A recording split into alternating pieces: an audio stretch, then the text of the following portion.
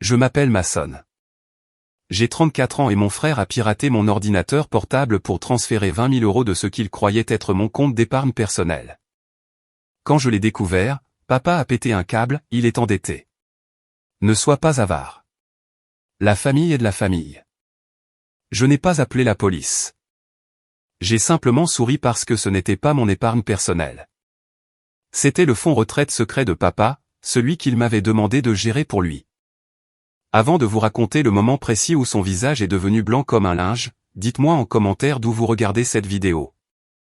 Je lis absolument tous vos messages. Pour comprendre pourquoi j'ai souri au lieu de hurler, il faut revenir à la nuit où tout s'est passé. C'était un mardi de mi-avril, en pleine saison fiscale. Si vous êtes dans la finance ou la comptabilité, vous savez exactement de quoi je parle. Avril, c'est le mois où le sommeil devient une suggestion, pas une obligation. J'étais dans mon bureau à domicile, entouré de piles de reçus et de 3 tasses à café vides. La seule lumière venait de l'éclat de mes 2 écrans. Il était 2h15 du matin. Mes yeux brûlaient, secs, irrités, comme si j'avais fixé un mur de sable pendant des heures. J'allais enfin éteindre quand mon téléphone a vibré sur le bureau, cette vibration rapide et agressive qui annonce presque toujours une urgence. J'ai jeté un œil, m'attendant à un mail paniqué d'un client ou à un spam. C'était une notification bancaire, virement initié aux 20 000 €. Destinataire, crypto-baex. J'ai fixé l'écran. Mon cerveau, engourdi par la fatigue, a mis 10 bonnes secondes à traiter l'information. 20 000 € envolés. Comme ça. Je me suis redressé d'un coup. La fatigue a disparu instantanément, remplacée par une décharge froide d'adrénaline qui m'a traversé la poitrine. J'ai attrapé la souris, ouvert le portail bancaire. Mes doigts tremblaient légèrement, je ratais les touches, je devais retaper le mot de passe. Allez. Le tableau de bord s'est chargé. Le solde du compte se terminant par 4 490 €, le compte d'épargne à haut rendement était à 0. Ma première pensée, vol d'identité. Un hacker planqué à l'autre bout du monde avait percé mon pare-feu. J'ai lancé le protocole immédiatement. Je suis plutôt doué pour traquer l'argent, c'est mon métier. J'ai ouvert les logs d'accès de mon routeur et de mon serveur personnel. Je voulais voir l'adresse IP. J'étais prêt à découvrir un proxy russe ou chinois. Mais quand le log s'est affiché, je me suis figé. L'accès n'était pas venu de l'extérieur. Il provenait d'un appareil nommé Caleb S MacBook Pro. J'ai arrêté de respirer. Littéralement. J'ai fixé ce nom sur l'écran jusqu'à ce que les lettres se brouillent. Caleb. Mon petit frère. Il vivait chez mes parents depuis 3 mois, après que son propriétaire l'avait expulsé. Mes parents habitent à 20 minutes de chez moi. Mais voilà le détail, 6 mois plus tôt, à Thanksgiving, je lui avais donné mon mot de passe Wi-Fi. Son ordinateur s'était connecté automatiquement à mon réseau et il ne s'était jamais déconnecté. Il n'était pas chez moi. Il était chez papa et maman. J'ai creusé plus loin. J'ai vérifié les logs de bureau à distance. Quelqu'un avait utilisé TeamViewer pour accéder à mon ordinateur. La connexion provenait de l'adresse IP de la maison de mes parents. Le choc m'a frappé comme un coup de poing dans le ventre. Ce n'était pas un inconnu. C'était mon frère. Il s'était connecté à distance, avait probablement deviné mon mot de passe, j'utilisais bêtement une variante du nom de notre chien d'enfance pour mon login personnel, et avait viré 20 000 € vers une plateforme crypto. Il m'avait volé 20 000 €. La rage qui a suivi n'était pas brûlante. Elle était glaciale. Elle est partie de mon estomac et s'est propagée jusqu'au bout de mes doigts. Je n'ai pas crié. Je n'ai pas jeté ma tasse. J'ai juste pris mon téléphone et composé son numéro. Ça a sonné. Allô? Sa voix était pâteuse. Peut-être feinte. Caleb, ai-je dit. Ma voix me semblait étrangère, calme, détachée, mécanique. Tu as apprécié le virement? Silence. Silence total. Puis un froissement, comme s'il se redressait dans son lit. Quoi, Mason? De quoi tu parles? Il est 2 heures du mat. Les 20 000 €, Caleb. Le virement que tu viens d'initier depuis mon ordinateur via TeamViewer. Celui qui est parti sur une plateforme crypto. Je comprends pas de quoi tu parles, mec. T'es fou. T'as dû te faire à cœur. Il bégayait. Il a toujours été nul pour mentir. L'adresse IP est celle de la maison de papa et maman. L'appareil est ton MacBook. Ne me mens pas. Tu m'as volé 20 000 euros. Écoute, Mason, calme-toi, ok? Son ton a basculé instantanément de la dénégation à la défensive, sa spécialité. Je n'ai pas volé. J'ai emprunté. Je vais doubler la mise. J'ai un truc sûr. Cette nouvelle crypto, elle va exploser, mec. J'allais remettre l'argent avant même que tu te réveilles. Tu as transféré sur une plateforme crypto. Tu es complètement malade. Je me suis levé, faisant les 100 pas dans mon petit bureau. Remets l'argent tout de suite. Je peux pas, murmura-t-il. J'ai déjà engagé la somme. Elle est bloquée dans un smart contract pendant 24 heures. Mais fais-moi confiance, demain soir ça vaudra 40 000. Je t'en rends 25. Sérieux. J'ai raccroché. Je ne pouvais plus écouter une seconde de plus sa logique d'accro au jeu délirante. J'allais composer le 911. Mon doigt planait au-dessus des touches. C'était du vol qualifié. Un crime grave. De la prison assurée. Et puis mon téléphone a sonné. Pas la police. Papa. Caleb, le lâche, avait couru dans le couloir réveiller papa. Mason. La voix de papa était rauque, lourde de sommeil, mais ferme. N'appelle pas la police. Il m'a volé 20 000 euros, papa. Il a piraté mon ordinateur. Je sais. Il me l'a dit. Il a fait une erreur. Il panique. Mais tu ne vas pas ruiner la vie de ton frère pour de l'argent. Ruiner sa vie? C'est lui qui a ruiné la sienne. C'est ton argent, mais nous allons en discuter demain matin. Viens ici maintenant. On règle ça en famille. J'appelle la police, ai-je dit, la main tremblante. Si tu appelles la police, a-t-il répondu, sa voix descendant d'un octave, devenant menaçante, tu ne remettras plus jamais les pieds dans cette maison. Tu m'entends? C'est ton frère. La famille est de la famille.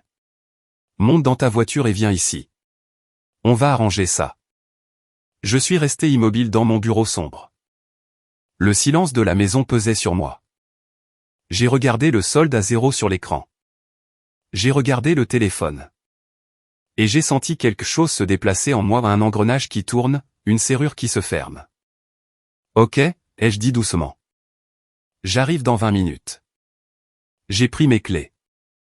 Je n'ai pas appelé la police parce qu'en marchant vers ma voiture, je me suis souvenu de quelque chose de crucial. Je me suis souvenu exactement de quel compte Caleb avait vidé l'argent. Dans sa précipitation, dans son avidité, il n'avait pas vérifié le nom du titulaire. Il avait juste vu épargner un gros montant. Il pensait m'avoir volé, moi. Papa pensait qu'il m'avait volé, moi. Et ça m'a donné une idée. La suite et la fin de l'histoire sont traduites ci-dessous, avec les phrases longues volontairement rythmées et ponctuées pour une lecture plus fluide et naturelle. J'ai conduit jusque chez mes parents dans un état second. Les rues étaient désertes. Les lampadaires défilaient comme des flashs. Mes mains serraient le volant si fort que mes jointures étaient blanches. Pour comprendre pourquoi je n'ai pas fait demi-tour pour aller directement au commissariat, il faut connaître la dynamique de notre famille et surtout l'histoire précise de ce compte bancaire. J'ai toujours été le sérieux, le chiant, celui qui a fait des études, obtenu un diplôme en finance, passé le CPA, décroché un emploi stable avec salaire fixe et plan 401K. Caleb, lui, était l'esprit libre. C'est comme ça que maman l'appelait. Le rêveur. Il a abandonné l'université pour lancer une activité de dropshipping. Échec. Ensuite des traders. Échec. Puis influenceur. Échec. À chaque crash, papa était là avec l'extincteur et le chéquier. Mais il y a 2 ans, tout a changé. Le mariage de mes parents battait de l'aile depuis 10 ans. Ils ne sont pas divorcés, mais ils vivent des vies parallèles. Maman passe son temps à l'église et au club de jardinage. Papa au golf et dans ses investissements. Papa avait hérité d'un terrain au Texas de sa grand-tante. Maman n'était pas au courant. Un terrain vague sans valeur jusqu'à ce qu'une compagnie pétrolière décide d'y faire passer un pipeline. Papa a vendu discrètement. Il a touché environ 150 000 € après impôt. Il n'a rien dit à maman. Encore moins à Caleb. Il m'a appelé, moi. Je me souviens du jour comme si c'était hier. Il m'a emmené déjeuner dans un steakhouse aux choses rarissimes. Il a commandé un scotch, m'a regardé dans les yeux et a glissé un chèque sur la table. J'ai besoin d'un service, Mason. J'ai regardé le chèque. Papa, c'est quoi ça? C'est ma retraite. Ma vraie retraite, pas le maigre pécule qu'on a sur le compte joint avec ta mère. Il s'est penché, baissant la voix. Si ta mère la prend, elle voudra refaire la cuisine, partir en croisière ou le donner à l'église. Si Caleb la prend, il a frissonné. Qu'est-ce que tu veux que je fasse? Ouvre un compte à ton nom. Tu le gères. Tu le protèges. Tu le fais fructifier si tu peux, mais surtout tu le caches. Je te donne 5% des intérêts comme frais de gestion. Sur le papier, c'est ton argent. Si quelqu'un pose des questions, c'est ton épargne. J'ai hésité. Papa, cacher des biens ce n'est pas. Ce n'est pas cacher, Mason, m'a-t-il coupé en attaquant son steak. C'est protéger un actif. Je protège notre avenir. Quand je serai trop vieux pour travailler, cet argent m'évitera la maison de retraite publique. Je te fais confiance. Tu es le malin. Tu es le malin. C'était l'hameçon. J'ai toujours voulu son approbation. Alors j'ai accepté. J'ai ouvert un compte d'épargne à haut rendement à mon nom. Dans mon registre personnel, je l'appelais le projet T. J'y ai déposé l'argent. Pendant 2 ans, papa a pioché dedans quelques fois ou toujours pour des urgences, toujours en secret mais surtout, l'argent dormait et générait des intérêts. Au moment où Caleb a piraté mon ordinateur, ce compte contenait environ 20 000 € en liquidité. Le reste était bloqué dans des obligations à long terme difficiles à toucher rapidement. Caleb, dans sa paresse, avait pris les liquidités. Mais voici le couteau qui retourne dans la plaie, papa croyait et il croyait dur comme fer que j'avais ma propre épargne. Et c'est vrai, j'en ai une, conséquente, parce que je vis en dessous de mes moyens. Mais mon argent personnel est dans une banque complètement différente, justement pour ne jamais mélanger les fonds avec le magot secret de papa. Caleb n'a pas piraté ma banque. Il a piraté la banque où je gardais l'argent de papa. Et cette nuit-là, en roulant vers leur maison, j'ai réalisé que ni l'un ni l'autre ne le savait. J'ai repensé à toutes les fois où papa avait sauvé Caleb. Quand Caleb a eu un DUI il y a 3 ans, papa a payé 5 000 € d'avocat et m'a dit « N'en parle pas à ta mère ». Quand Caleb a accumulé 12 000 € de dettes de carte pour acheter du stock pour son fiasco de sneakers, papa a tout remboursé, il apprend, Mason. Laisse-lui une chance. Quand Caleb a utilisé mon identité pour ouvrir un compte d'électricité parce que son score de crédit était à 4 cents, papa m'a fait promettre de ne pas porter plainte, c'est ton frère. Il avait besoin de lumière. J'étais toujours le coussin. Toujours celui qui devait encaisser les catastrophes de Caleb. Mais pas cette fois.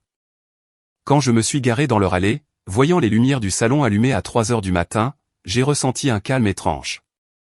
Le calme d'un homme qui sait qu'il a un carré d'as pendant que ses adversaires bluffent avec une paire de 2. J'ai coupé le contact.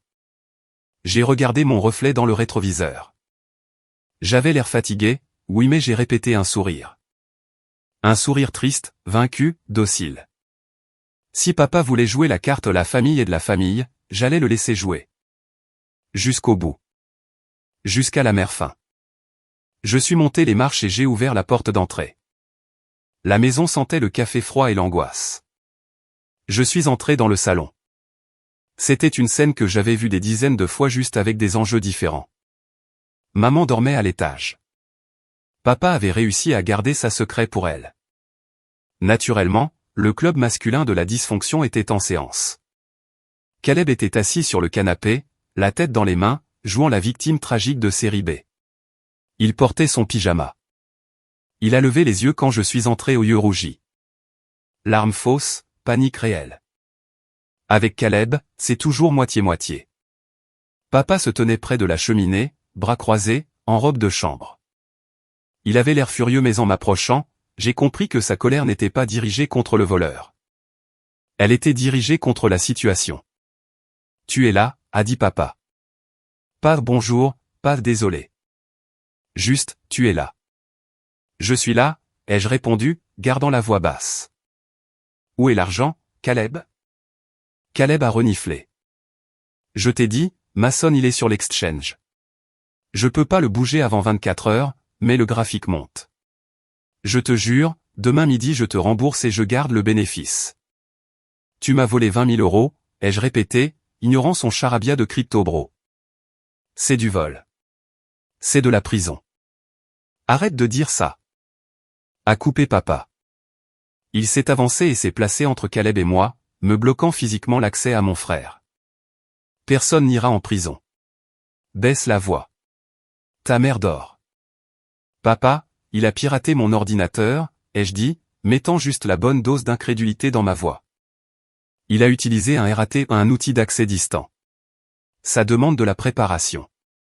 Ce n'était pas un accident. Il m'espionnait. Je n'espionnais pas, a crié Caleb. J'ai juste installé ça il y a longtemps, au cas où j'aurais besoin d'un fichier ou quelque chose. J'étais désespéré, Mason. Je dois de l'argent à des gens. Des gens dangereux. Si je n'avais pas trouvé 20 000 euros d'ici vendredi, ils allaient me casser les jambes. Voilà. L'excuse classique du prêteur sur gage menaçant. Un tube des plus grands succès de Caleb. Alors tu voles ta famille, ai-je demandé. J'ai emprunté, a-t-il hurlé. Papa a claqué la main sur la table basse. Mason, assieds-toi. Je ne me suis pas assis. J'ai tenu bon. Je veux mon argent, papa. Sinon je porte plainte. J'ai les logs. J'ai les preuves. Papa a pris une grande inspiration. Il s'est massé les tempes. Puis il m'a regardé avec ce regard, le regard du patriarche déçu face à un sujet rebelle. Mason, a-t-il commencé, sa voix prenant ce ton de sermon, regarde ton frère. Regarde-le. Il est dans un sale état. Il a peur. Il a fait une terrible erreur de jugement. Un crime, ai-je corrigé. Une erreur, a-t-il aboyé. Il est endetté. Il coule. Toi tu vas bien. Tu viens d'avoir ta promotion le mois dernier, non? Tu as tes investissements. Tu as ton appart. Pas d'enfant, pas de dette.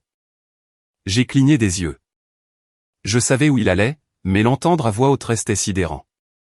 Donc, parce que je suis responsable, je mérite d'être volé? Ce n'est pas du vol, a dit papa en balayant l'air de la main. C'est la famille. La famille est de la famille. Quand vous étiez petit, si Caleb tombait, tu le relevais. C'est ton rôle. Tu es le grand frère. Je ne suis pas son distributeur automatique, papa. Ne sois pas avare, Mason, a-t-il sifflé. Le mot est resté suspendu dans l'air. Avare. Moi, j'étais avare. J'ai ri un rire sec, sans humour. Il m'a pris 20 000 euros et c'est moi l'avare? Tu en as plus, a argumenté papa. Tu as largement de quoi. Écoute-moi. Si tu appelles la police, Caleb va en prison.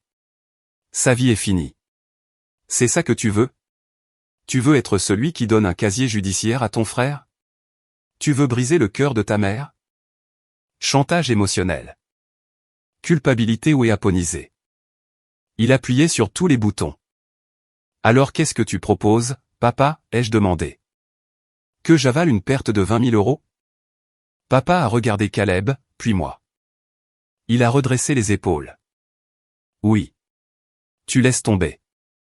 J'ai fixé mon regard dans le sien. Laissez tomber. Considérez ça comme une contribution, a-t-il dit, cherchant ses mots.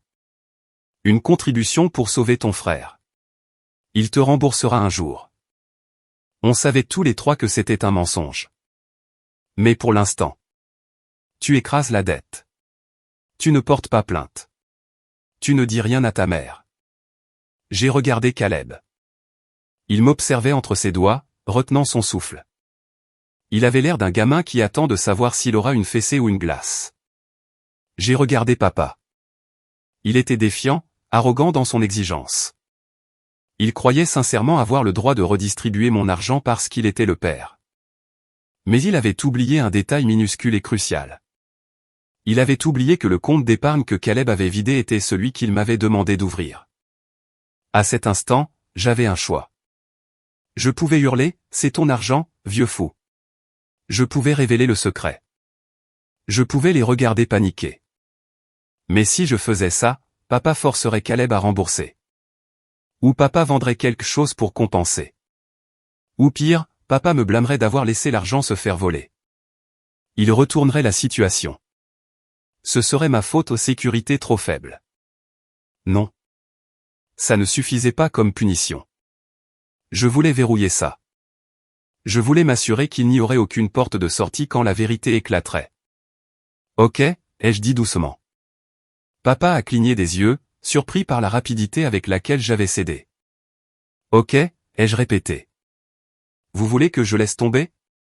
Vous voulez que je traite ces 20 000 € comme un cadeau à Caleb pour le sortir du pétrin? Vous me dites, en tant que père, que je ne dois pas m'attendre à récupérer cet argent et que je ne dois pas impliquer les autorités?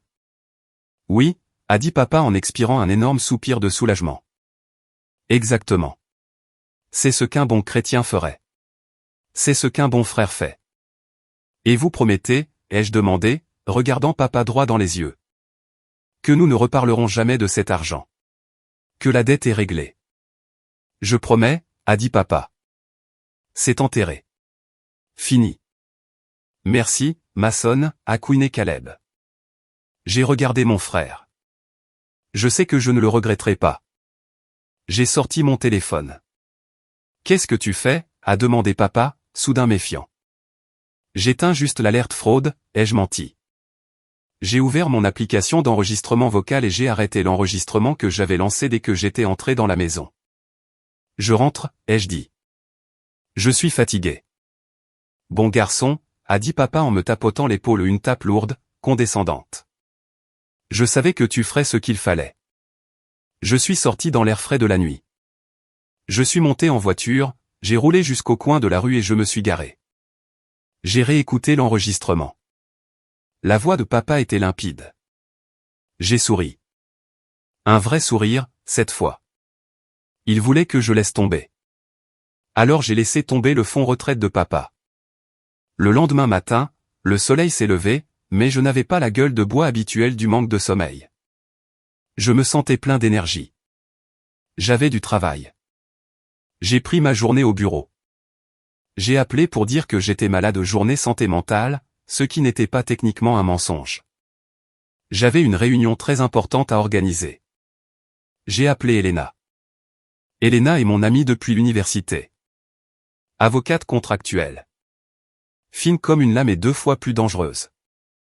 C'est aussi la seule personne hors de ma famille qui connaissait l'existence du fonds secret de papa, où elle m'avait aidé à rédiger l'accord de gestion initial que papa avait refusé de signer parce qu'il ne voulait aucune trace écrite.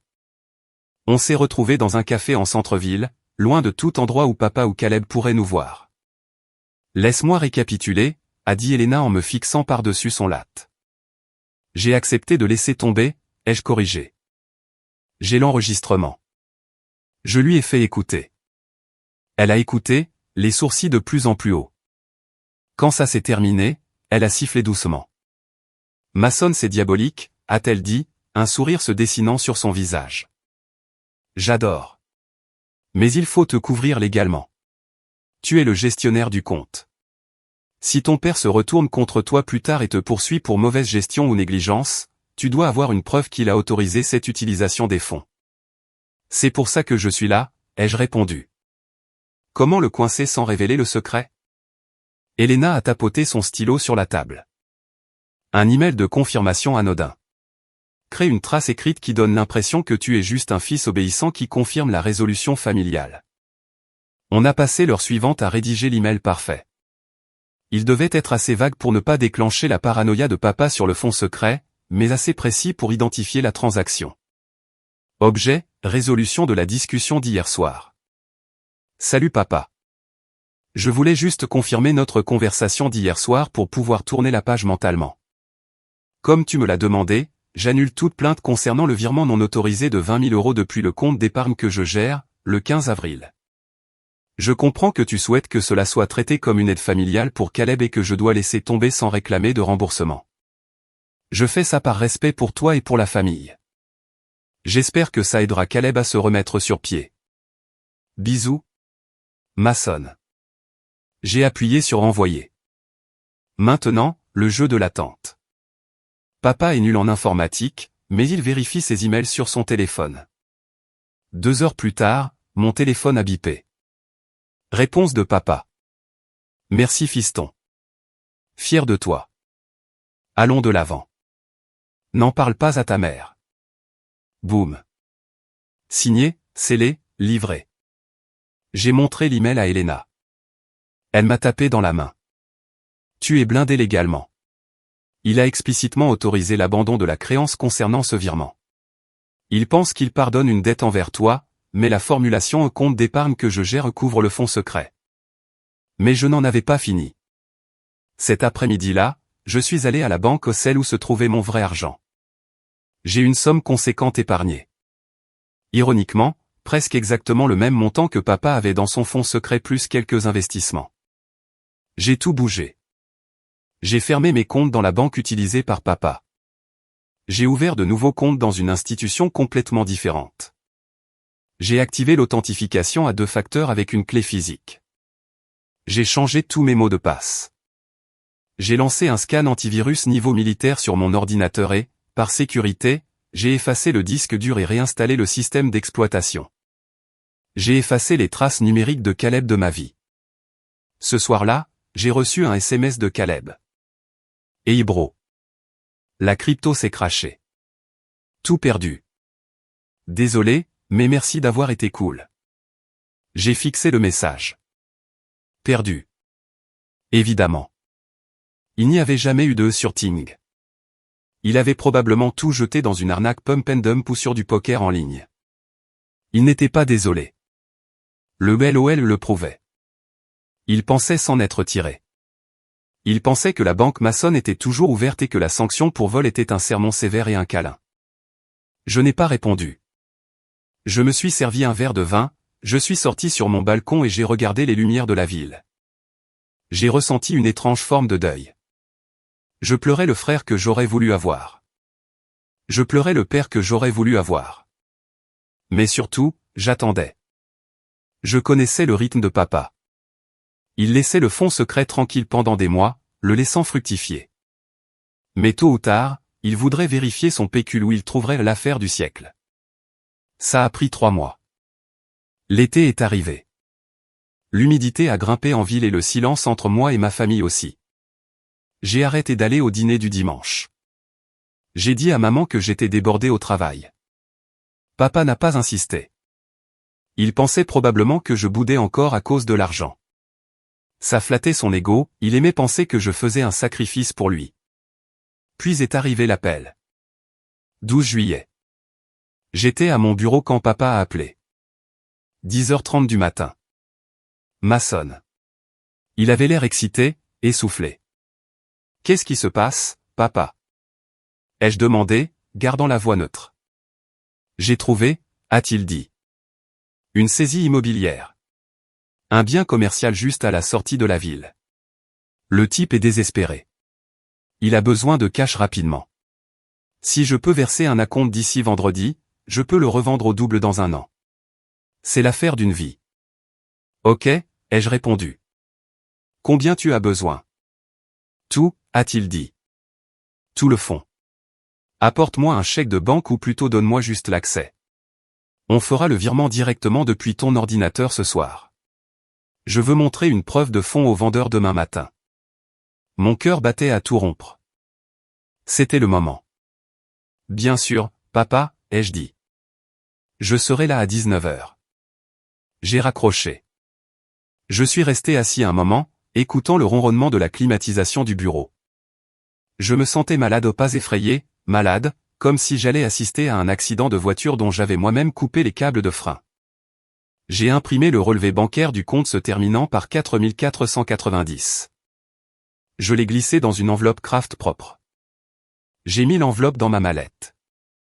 J'ai conduit jusque chez mes parents. L'ambiance était festive. Maman était à son club de lecture. Papa choisissait toujours ses moments quand elle n'était pas là. Caleb était là, en train de manger une pizza sur le canapé, l'air détendu. Il avait visiblement oublié l'incident d'avril. Pourquoi s'en souvenir? Il n'avait subi aucune conséquence. Mason. Papa m'a accueilli avec un grand sourire. Il m'a servi un scotch. Ce soir on fête, les gars. Ce bien va nous mettre à l'abri. Je pense enfin prendre ma retraite l'année prochaine. Il dépensait déjà l'argent dans sa tête. Il refaisait la cuisine, achetait le bateau.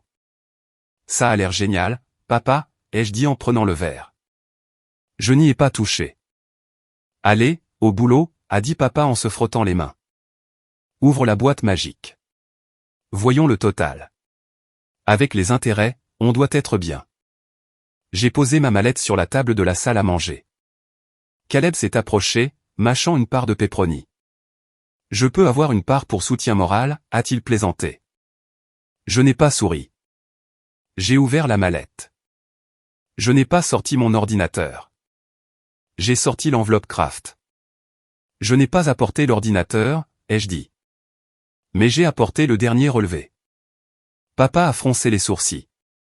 Pourquoi? On doit transférer l'argent. Lis d'abord, ai-je répondu en faisant glisser l'enveloppe sur la table en acajou.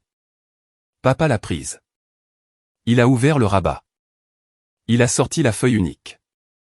Il a ajusté ses lunettes de lecture. Il a fixé le papier. Le silence qui a suivi était lourd. Épais. On aurait pu s'y noyer. Mason, a dit papa, la voix tremblante. C'est une blague? Pas de blague. Il a relevé les yeux, perdu. Papa m'a regardé, les yeux écarquillés. Où est l'argent? Il devrait y avoir plus de 20 000 € là-dedans. Où est le reste? Caleb a arrêté de mâcher. Il a regardé le papier, puis moi. Où est mon argent, Mason? La voix de papa montait. Il a été retiré. Papa a froncé les sourcils. Son cerveau essayait de faire le lien. Retiré quand? Le 15 avril. Il s'est figé. Il a regardé Caleb. Le visage de Caleb est devenu couleur les cahiers. Il a lâché la croûte de pizza. Attends, a murmuré papa. Il s'est tourné vers moi. Le 15 avril c'était la nuit où? La nuit où Caleb a piraté mon ordinateur, ai-je terminé. La nuit où il a transféré 20 000 € sur une plateforme crypto. Papa a secoué la tête, comme un homme qui tombe d'une falaise en essayant de résoudre une équation de physique. Mais c'était ton argent. Tu l'as dit. On était d'accord. C'était ton épargne. Non, papa, ai-je répondu en me penchant vers lui. Tu as supposé que c'était mon épargne. Je ne l'ai jamais dit. Caleb a vidé le compte se terminant par 4490. C'est le compte que tu m'as demandé d'ouvrir. C'était le projet T. C'était ton fonds retraite. Papa a émis un son que je n'avais jamais entendu. Un sifflement étranglé, aigu. Il s'est agrippé au bord de la table. Toi, il a pointé vers moi un doigt tremblant. Tu l'as laissé faire. Tu m'as dit de laisser tomber, ai-je répondu, ma voix tranchant l'air comme une lame. Tu m'as dit, ne sois pas avare. Tu m'as dit, la famille est de la famille. Tu m'as dit d'effacer la dette comme une contribution pour sauver mon frère. Je pensais que c'était ton argent, a hurlé papa. Il a balayé le verre de scotch de la table. Il s'est brisé contre le mur. Tu m'as piégé. Je ne t'ai pas piégé. Je me suis levé. J'ai fait exactement ce que tu m'as demandé. Tu as insisté pour que je pardonne la dette. Tu m'as même envoyé un email pour confirmer. Tu te souviens? Fier de toi, fiston. Allons de l'avant. Papa s'est tourné vers Caleb. Caleb reculait vers le salon. Papa, je savais pas, je te jure. Je pensais que c'était l'argent de Mason. Je pensais qu'il était riche. Tu as volé mon argent, a grondé papa en s'avançant vers lui. Il n'était plus le patriarche protecteur. Il était un prédateur. Tu as jeté ma retraite dans une arnaque crypto. C'était un accident, a hurlé Caleb. Et toi? Papa s'est retourné vers moi. Tu as laissé faire. Tu aurais pu l'arrêter. Tu aurais pu appeler la police. J'ai essayé, ai-je crié, laissant enfin sortir la colère. J'étais en train de composer le 911 quand tu m'as appelé. Tu m'as menacé de me bannir de la famille si je portais plainte. Tu as protégé le voleur parce que tu pensais que j'étais la seule victime. Rends-le-moi, a sifflé papa en tendant la main. Rends-moi l'argent. Je sais que tu as de l'argent, Mason. Répare ça. Fais-moi un chèque maintenant. Quoi? Non. Cet argent est parti, papa. Caleb l'a perdu. Et je ne suis pas ton assurance vie. Je ne suis pas ta banque. Tu voulais le sauver. Félicitations. Tu viens de le faire avec ton propre argent. Je vais te poursuivre, a hurlé papa, postillonnant. Je vais te poursuivre jusqu'au dernier centime. Vas-y, ai-je répondu. J'ai sorti mon téléphone. J'ai tapé sur l'écran et lancé l'enregistrement. La voix de papa a rempli la pièce, se moquant de lui-même. Il a fixé le téléphone. Il a regardé Caleb. Il a regardé le verre brisé. Il a compris qu'il était enfermé dans une cage qu'il avait construite lui-même. La violence n'était pas cinématographique. Elle était pathétique. Papa n'a pas frappé Caleb. Il s'est jeté sur lui et l'a attrapé par le col de son t-shirt. Ils se sont battus maladroitement jusque dans le salon, renversant une lampe. Espèce de parasite inutile, hurlait papa. C'était tout. C'était l'argent du pipeline. Lâche-moi. Caleb l'a poussé. Papa a trébuché en arrière et s'est écroulé sur le canapé, haletant, se tenant la poitrine. Arrêtez, ai-je crié, sans bouger pour intervenir. Arrêtez tous les deux. Papa a regardé Caleb avec une haine pure. C'était la première fois que je le voyais regarder son enfant doré sans lunettes roses. L'argent était parti. Le sortilège était brisé. Dégage, a haleté papa. Papa, attends. Dégage, a rugi papa. Sors de ma maison. Voleur. Tu as volé ton propre père. Je voulais pas, Caleb pleurait maintenant au désanglolet. Il m'a regardé. Mason, dis-lui aide-moi. J'ai regardé Caleb. J'ai regardé le frère qui m'avait harcelé, utilisé, volé. Toujours caché derrière les jambes de papa. Je ne peux pas t'aider, Caleb, ai-je dit. Je suis juste l'avare, tu te souviens? Caleb a couru vers la porte d'entrée. On a entendu sa voiture démarrer et partir en trombe. Le silence est revenu. Papa était assis sur le canapé, la tête dans les mains. Il paraissait vieux. Soudain incroyablement vieux. Mason, a-t-il murmuré sans lever les yeux. Répare ça, s'il te plaît. Je sais que tu as de l'épargne. Tu dois m'aider. Si ta mère l'apprend. Maman n'apprendra rien de moi, ai-je répondu. Mais je ne te donnerai pas un centime. Papa a relevé la tête. Ses yeux étaient humides. Comment peux-tu être aussi cruel? Je suis ton père et il est ton frère. J'ai pointé la porte vide. Tu m'as appris que la famille est de la famille. Eh bien, tu viens de l'aider. Tu lui as donné 20 000 euros. Tu devrais être fier. C'était un cadeau très généreux. Ce n'était pas un cadeau. C'était quand c'était mon argent.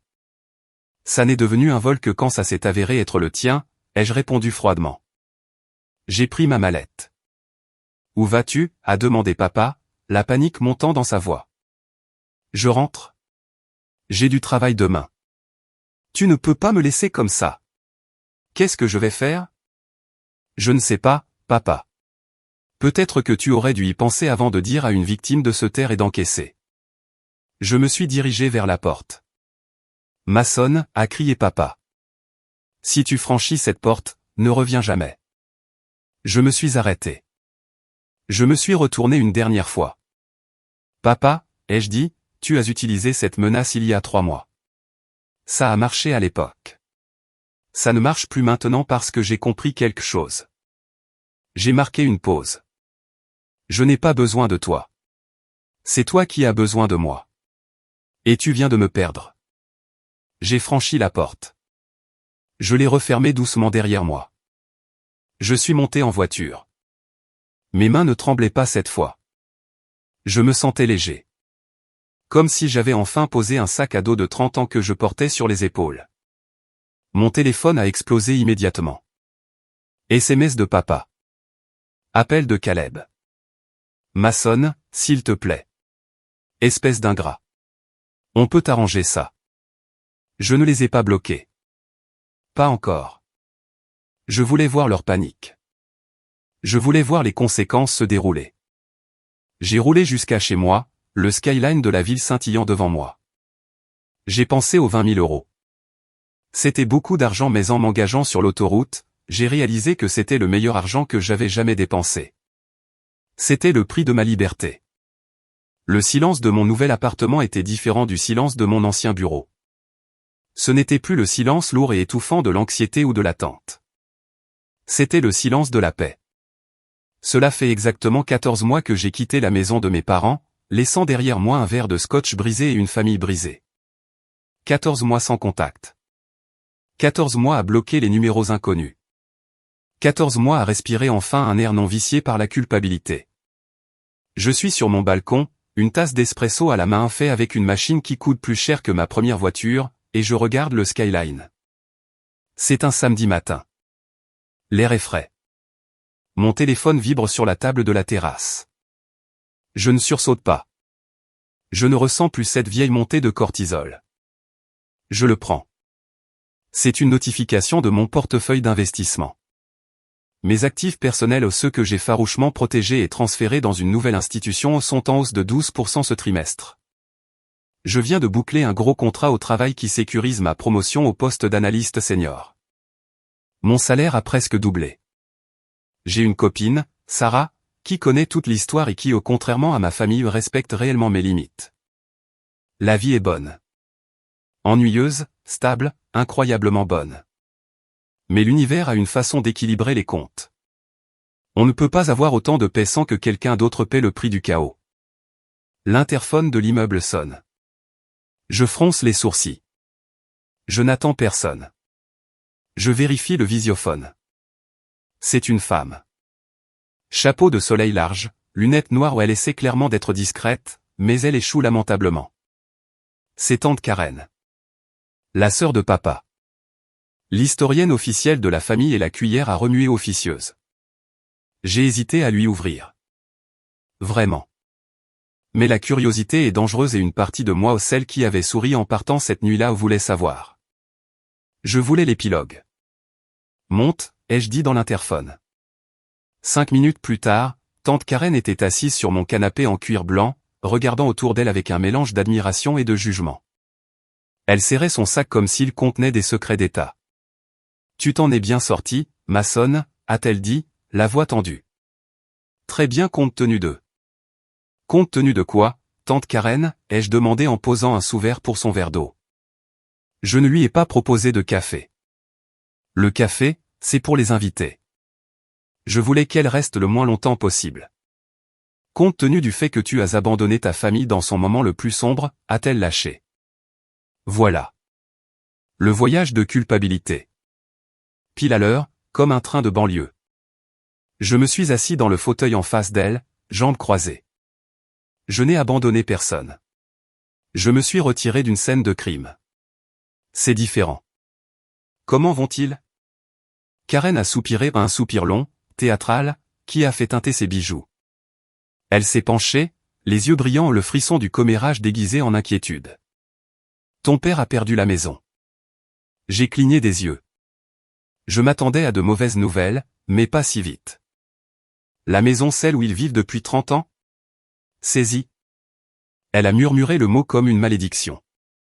Après ton départ, après l'incident avec l'argent, ton père a sombré. Il était obsédé par ce projet immobilier commercial. Il était convaincu que c'était la seule façon de récupérer ce que Caleb avait perdu. Il a hypothéqué la maison pour obtenir un prêt à taux usuraires parce qu'il n'avait pas la compte en cash. J'ai hoché lentement la tête. Ça ressemblait tellement à papa, doubler la mise sur une mauvaise main. Il a eu le prêt, a continué Karen. Taux élevés, prédateur. Il a tout mis dans l'affaire, mais le bien avait une hypothèque prioritaire dont il n'était pas au courant. Le deal a capoté. Les investisseurs se sont retirés.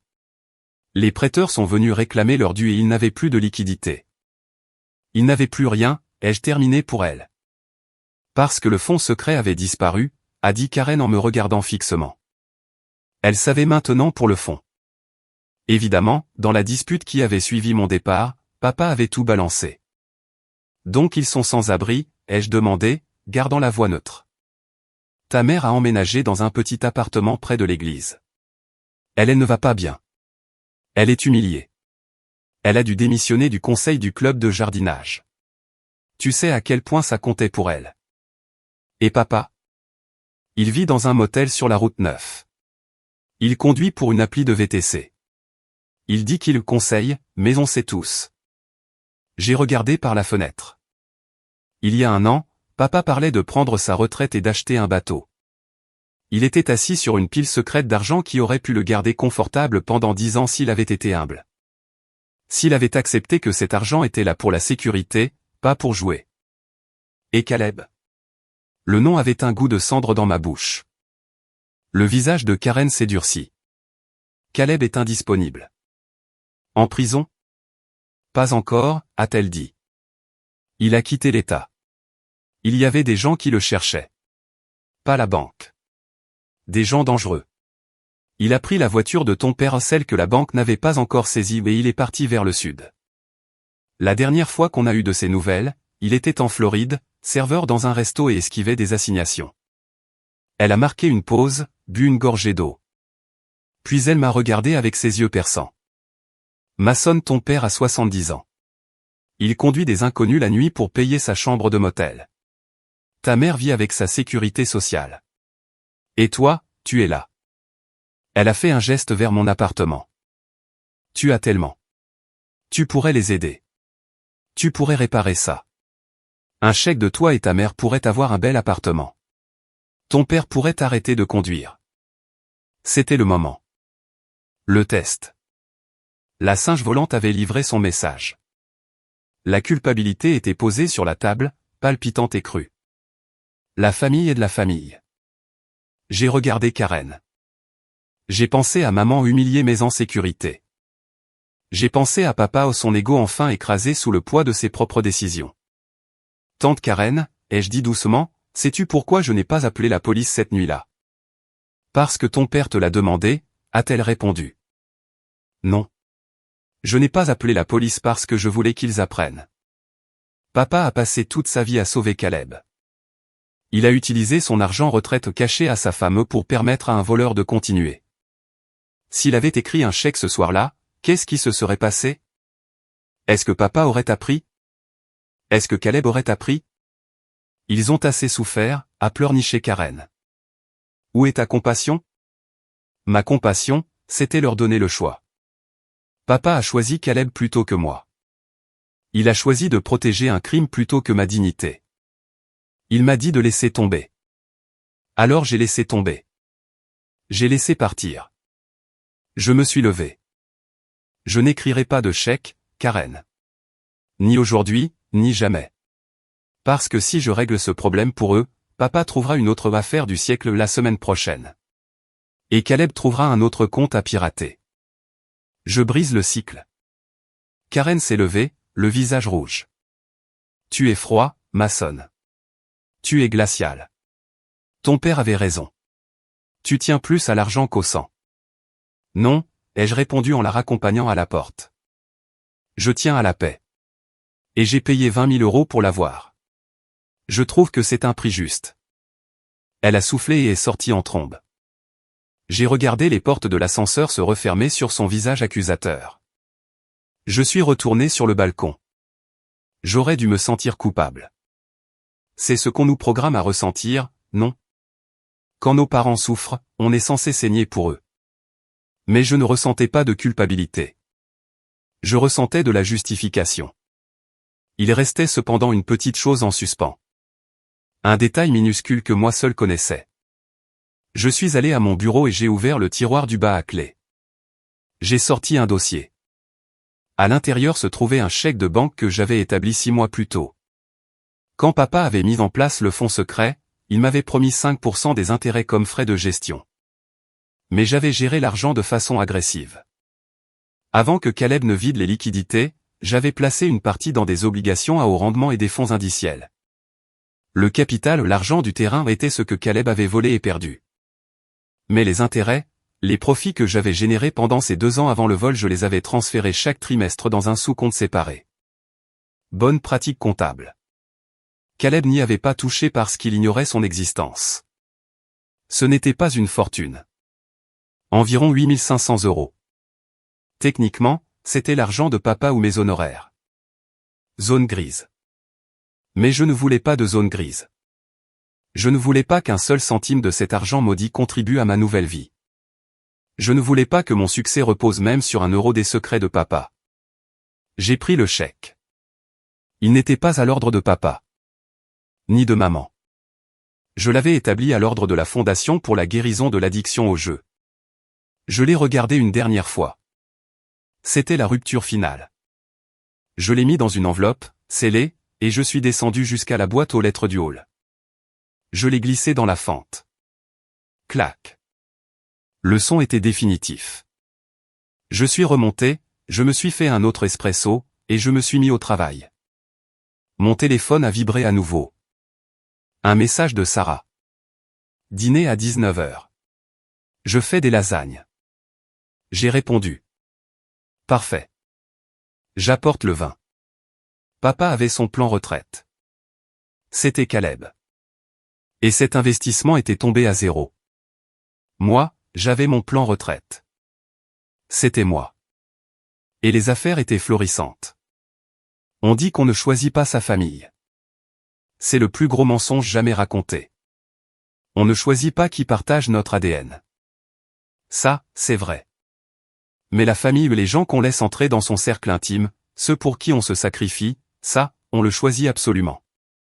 Et parfois, il faut choisir de les déchoisir.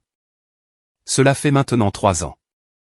La poussière est retombée, mais le paysage a changé à jamais. J'ai fini par apprendre par des bribes que maman a divorcé de papa. Quand on perd la maison et que sa femme découvre que c'était à cause d'un fonds secret caché pendant des années, le mariage ne survit pas. Elle va mieux maintenant. Je crois qu'elle vit dans une résidence pour seniors. Je lui envoie des fleurs pour son anniversaire. On se parle de temps en temps, mais c'est superficiel. Elle me reproche encore un peu de ne pas les avoir sauvés. Elle ne peut pas s'en empêcher. C'est le conditionnement. Mais elle respecte ma distance. Papa conduit toujours. Il m'envoie parfois des emails. Souvent des liens vers des théories du complot ou des plans pour devenir riche rapidement. Maçonne, regarde cet Iraor. On pourrait se faire une fortune. Il n'a pas changé. Il ne changera jamais. Il cherche toujours le raccourci. Le bouton magique qui efface les conséquences de ses actes. Je ne réponds jamais. Directement dans les spams. Et Caleb, il s'est fait arrêter en Géorgie pour fraude à la chèque. Une charge mineure, mais suffisante pour entrer dans le système. Il m'a appelé de prison. Appel collecte. J'ai fixé le téléphone pendant une bonne minute. Appel d'un détenu, Caleb. Accepter les frais? J'ai appuyé sur refuser. C'était le moment le plus dur, au plus dur que la nuit du vol, parce que c'était le moment où j'ai accepté que je ne pouvais pas le sauver. Papa avait passé 30 ans à essayer de le sauver et tout ce qu'il avait créé était un monstre qui pensait que le monde lui devait une vie.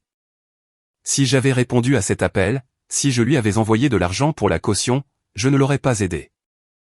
J'aurais juste été le nouveau papa. Le nouvel ennableur. Alors j'ai laissé sonner. Je veux vous parler du concept de avidité. Cette nuit-là, dans le salon, papa m'a traité d'avare. Ne sois pas avare. La famille est de la famille. Il a utilisé ce mot comme une arme. Il a essayé de me faire honte d'avoir de l'argent. De me faire sentir comme un méchant parce que je voulais garder ce que j'avais gagné. Mais regardons ce qu'est réellement l'avidité. L'avidité, ce n'est pas avoir de l'épargne. L'avidité, ce n'est pas vouloir la justice quand on vous vole. L'avidité, c'est Caleb qui se sentait en droit de prendre 20 000 € qui ne lui appartenaient pas parce qu'il était trop paresseux pour travailler. L'avidité, c'est papa qui a caché de l'argent à sa femme pendant des années parce qu'il ne voulait pas partager puis qui a exigé mon argent pour réparer son erreur. L'avidité, c'est exiger que quelqu'un d'autre s'immole pour vous garder au chaud 1 heure de plus. J'ai réalisé que la famille et de la famille est souvent juste une tactique de manipulation utilisée par ceux qui ont le plus besoin d'aide et qui offrent le moins. C'est une rue à sens unique. Quand ils disent la famille et de la famille, ils veulent dire, toi, tu m'aides. Ils ne veulent jamais dire, moi, je te respecterai. J'ai payé cher cette leçon. J'ai perdu mon père. J'ai perdu mon frère. J'ai perdu l'illusion d'une enfance heureuse. Mais j'ai gagné quelque chose de bien plus précieux. J'ai gagné ma souveraineté. Je possède ma vie maintenant. Chaque euro sur mon compte est là parce que je l'ai gagné et que je l'ai protégé. Chaque relation dans ma vie est là parce qu'elle est saine et réciproque. Je n'ai plus à regarder par-dessus mon épaule. Je n'ai plus à craindre les appels tard le soir ou l'argent qui disparaît. On me demande si je regrette d'avoir souri cette nuit-là. Si je regrette d'avoir laissé papa croire qu'il pardonnait une dette envers moi avant de réaliser que c'était son propre argent. J'y pense parfois. Était-ce mesquin? Peut-être. Était-ce trompeur? Oui. Était-ce nécessaire? Absolument. Si je ne l'avais pas fait, si j'avais hurlé et révélé la vérité sur le moment, papa m'aurait manipulé. Il m'aurait culpabilisé pour couvrir la perte. Il m'aurait vidé émotionnellement et financièrement pour cacher ses propres mensonges. Il m'aurait entraîné dans le naufrage. En le laissant penser qu'il dépensait mon argent, je lui ai révélé son vrai caractère.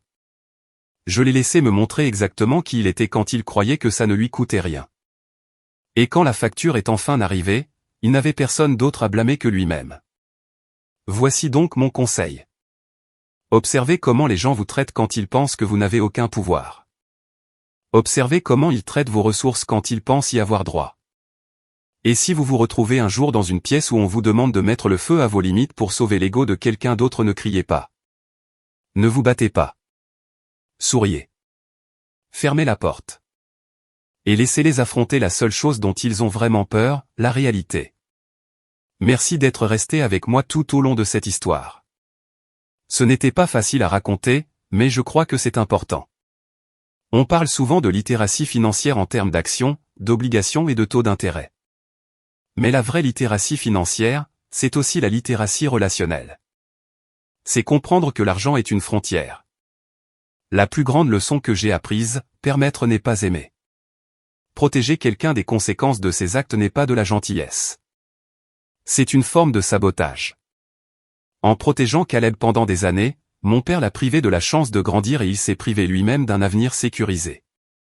Si vous êtes le responsable de votre famille, rappelez-vous, vous n'êtes pas une banque. Vous n'êtes pas un centre de réhabilitation. Vous êtes une personne. Et votre sécurité compte. J'aimerais vous entendre. Avez-vous déjà dû poser une limite dure avec un membre de votre famille à cause d'argent? Ou peut-être avez-vous été de l'autre côté? Quelle est la limite que vous regrettez de ne pas avoir posée plus tôt? Partagez votre expérience en commentaire. Ou si cette histoire vous a touché et que vous êtes d'accord pour dire que non est une phrase complète, écrivez simplement le mot bien. Ça m'aide à savoir que ces vérités difficiles valent la peine d'être partagées. Restez en sécurité, restez intelligent, et protégez votre paix.